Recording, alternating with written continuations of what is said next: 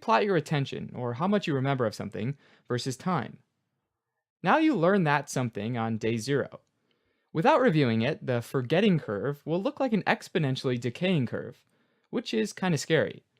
If you review, or better yet, actively retrieve the material at increasingly spaced intervals after learning it, then the forgetting curve starts to flatten out, and you'll get a lot better long term retention. Now, the goal here is to review the material at the right time. It turns out that the best time to revisit information that you're trying to learn is right around the time that you would naturally forget it.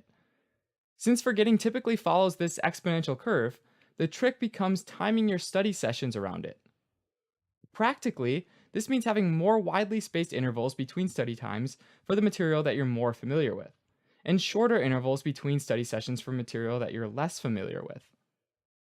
While this strategy would be effective for all fields of study, it's especially important for students in the medical field, who have to retain key knowledge and skills in order to care for their patients. Kind of frighteningly, one study found that without spaced repetition, after 1 year, medical students forgot up to 33% of their basic science knowledge. And after 2 years, more than 50%. But when students and residents apply spaced repetition strategies in their studying, they significantly outperform their counterparts, with some studies showing close to 40% greater learning efficiency. Knowing about spaced repetition is one thing, but what about applying it? Students, especially